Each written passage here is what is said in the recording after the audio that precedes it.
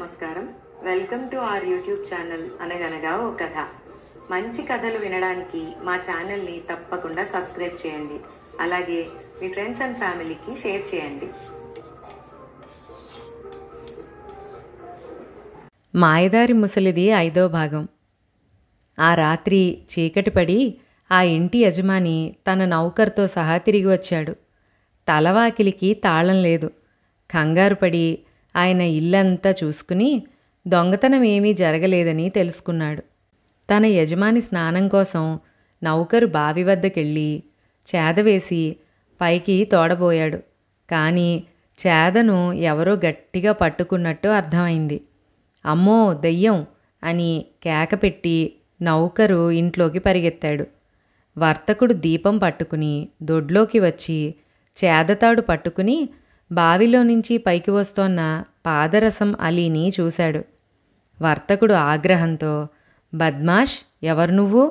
ఇప్పుడే నిన్ను భటులకు పట్టిస్తాను అని కేకలు పెట్టాడు. పాదరసం అమాయకంగా మొహం పెట్టి ఎంతో మర్యాదగా, అయ్యా, ఇది ఏ దేశం, ఏ గ్రామం? నేను ఈజిప్టు దేశం వాడిని. నేను మా నైలు నదిలో స్నానం చేస్తూ ఒక సుడిగుండంలో చిక్కుకుని అడుగు కంట దిగిపోయి చాలాసేపటికి తేలాను. నేను తేలింది మీ బావిలో అన్నాడు. ఈ అబద్ధాన్ని వర్తకుడు నమ్మేశాడు. ఎంత ఆశ్చర్యం! ఇది బాగ్దాదు నగరం. ఎక్కడ మునిగి ఎక్కడ తేలావు? నీకు పొడిబట్టలిస్తాను. ఈ రాత్రికి ఇక్కడే భోజనం చేసి పడుకో. రేపు మీ దేశానికి బయలుదేరి వెళుదువుగాని అన్నాడాయన జాలిగా. మర్నాడు ఉదయం పాదరసం తిరిగి ఇంటికి చేరేదాకా అహ్మద్ ప్రాణాలలో లేవు. తన ప్రియ శిష్యుణ్ణి గురించిన ఆందోళనతో అహ్మద్ క్రితం రాత్రి తిండి తినలేదు, కన్ను మూయలేదు. తెల్లవారుతూనే అతను తన సాటి కొత్వాలైన హసన్ను పిలిపించి సలహా అడిగాడు. వాళ్ళిద్దరూ మాట్లాడుతూ ఉండగానే పాదరసం తిరిగి వచ్చాడు. అతను తనకు జరిగిందంతా కొత్వాళ్ళిద్దరికీ వివరంగా చెప్పాడు. అంతా విన్న హసన్ చిరునవ్వు నవ్వి, బాగ్దాదులో ఒక చిన్నది ఇంత పని చేసిందంటే అది ఖచ్చితంగా దిలైలా కూతురు జీనాబ్ తప్ప మరొకరు కాదు. అది నీకు చిక్కితే ఏం చేయదలిచావు అని అలీని అడిగాడు. పెళ్ళాడదాం అనుకుంటున్నాను అన్నాడు పాదరసం తడుముకోకుండా. అది నీకింత చేశాక కూడానా అన్నాడు హసన్ ఆశ్చర్యంతో. ఇంతకు రెట్టింపు చేసిన దానిమీద నాకు ఆగ్రహం లేదు. దాన్ని భార్యగా చేసుకోవాలన్న కోరిక తప్పించి జీవితంలో నాకు మరే కోరిక లేదు అన్నాడు పాదరసం. అంత బలమైన కోరిక తీరవలసిందే. నువ్వు దానిలాగే అందగాడివి. మీకిద్దరికీ జోడు సరిపోతుంది అన్నాడు హసన్. మనవాడికి నువ్వు కాస్త సహాయం చెయ్యి హసన్ అడిగాడు అహ్మద్.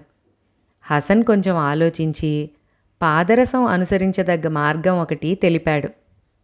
పాదరసం తన ఒళ్ళంతా నల్లరంగు పూసుకుని నీగ్రోలాగా తయారై నీగ్రో దుస్తులు ధరించి కొంత డబ్బు కొంత భంగు తీసుకుని కూరల బజారుకు వెళ్ళాడు. అక్కడతనికి దిలైలా వంటవాడు కూరలు కొంటూ కనిపించాడు. పాదరసం వాణ్ణి పట్టుకుని, అన్నా, నేనీ నగరానికి కొత్తగా వచ్చాను. సాటి నీగ్రోవు కనిపించావు. సారా దుకాణానికి పోదాం పదా, స్నేహపూర్వకంగా తాగుదాం అన్నాడు. సారా దుకాణంలో కూర్చుని తాగడానికి నాకు తీరికెక్కడుంది? నువ్వే మా ఇంటికి రాకూడదు. నీకే రకం తాగుడు కావాలన్నా అది నేనిస్తాను. ఆ పైన భోజనం కూడా పెడతాను అన్నాడు దిలైలా వంటవాడు. పాదరసానికి కావలసింది కూడా అదే. అతను వంటవాడి కూడా బయలుదేరి దిలైలా ఇంటికి చేరి వంట ఇంట్లో ప్రవేశించాడు. త్వరలోనే దిలైలా, జీనాబ్ భోజనానికి వచ్చారు.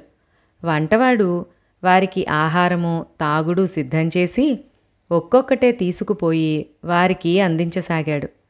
వాడు వంటగది నుంచి అవతలికి వెళ్ళిన సమయంలో పాదరసం వాళ్ల తాగుడు లోటాలలో భంగు కలిపేశాడు. కొంతసేపటికి భంగు తన ప్రభావం చూపింది. దిలైలా, జీనాబ్, 40 మంది నీగ్రో బానిసలు, వంటవాడు ఎక్కడి వాళ్ళక్కడ ఒళ్ళి తెలియకుండా పడిపోయారు. ఆఖరుకు కుక్కలు కూడా వీటి ప్రభావానికి గురయ్యాయి. ఇప్పుడు పాదరసం యథేచ్ఛగా ఇల్లంతా వెతికి దిలైలా ధరించే అధికార దుస్తులు, వెండి పావురం గల బంగారు టోపీ, నీగ్రోలు వేసుకునే ఎర్రటి జరీ దుస్తులు పోగు చేసి మూట కట్టుకున్నాడు.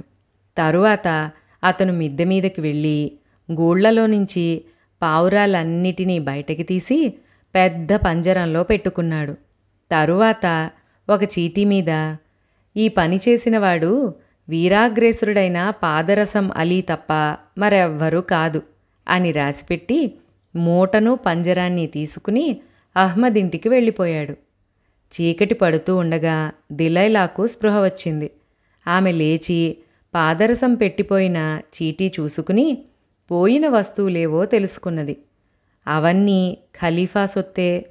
దిలైలాకు పెద్ద సమస్య వచ్చి పడింది.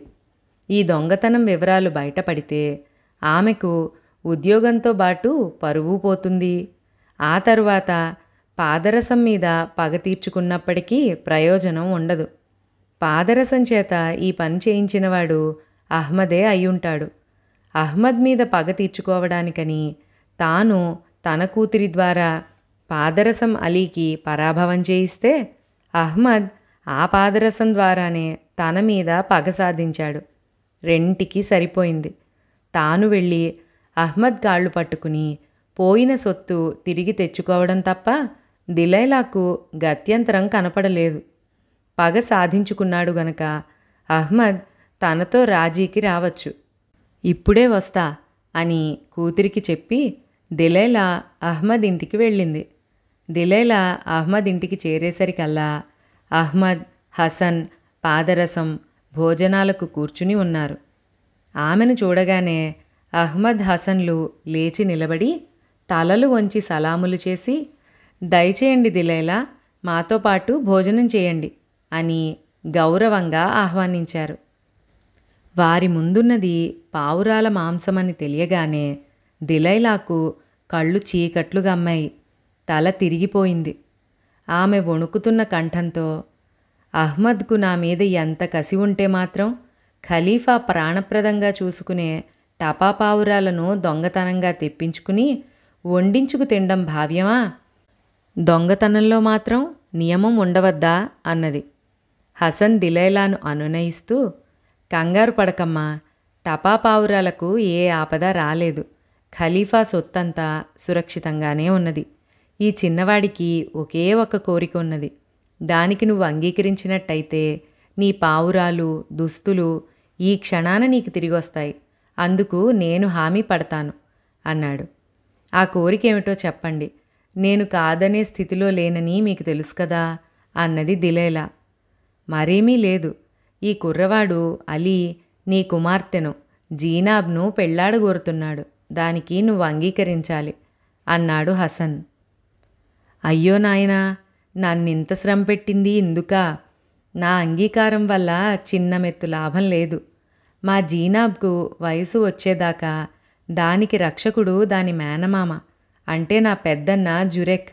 ఆయన సరేననందే ఈ పెళ్లి జరగదు. మీకు తెలియందేముంది? జురెక్ శతమొండి, ఎడ్డమంటే తెడ్డమనే రకమును. ఆయనని ఈ పెళ్లి కొప్పించే భారం పాదరసం అలీ తన మీద వేసుకోవాలి. అది తప్ప మరో మార్గం లేదు అన్నది దిలైలా. అలా అయితే నేను జురెక్ను కలుసుకుని ఆయన చేత సరేననిపించి ఆ తర్వాతనే జీనాబ్ను పెళ్లాడతాను అన్నాడు పాదరసం. దిలైలా తన దుస్తులు, పావురాలు తీసుకుని వెళ్ళిపోయింది. దిలైలా అన్న జురెక్ ఒకప్పుడు ఆరితేరిన దొంగ. ఆ కాలంలో అతను చేసిన దొంగతనాలకు దర్యాప్తు, విచారణ ఉండేవి కావు. అతను కూర్చున్న చోటు నుంచి కదలకుండా ఎప్పుడు ఎక్కడ ఏ దొంగతనం చెయ్యాలన్నా చేసేవాడు. ఇప్పుడు ముసలితనం వచ్చేసింది. దొంగతనాలు మానేసి చేపలు వేయించి అమ్ముకుని కాలక్షేపం చేస్తున్నాడు. తన దుకాణానికి కొనుగోలుదారులను ఆకర్షించడానికి జురెక్ ఒక యుక్తి పన్నాడు. అతను తన దుకాణం వాకిలికి 1000 దీనారాల సంచి వేళ్లాడగట్టి దాన్ని ఎవరు ఎత్తుకుపోగలిగితే వాళ్లే ఉంచుకోవచ్చునని ప్రకటన చేశాడు. ఎలాగైనా ఆ సంచి కాజేద్దామని వేల సంఖ్యలో జనం వచ్చి వేయించిన చేపలు కొనుక్కున్నారు, కానీ ఒక్కరైనా ఆ సంచిని ఎత్తుకుపోలేకపోయారు.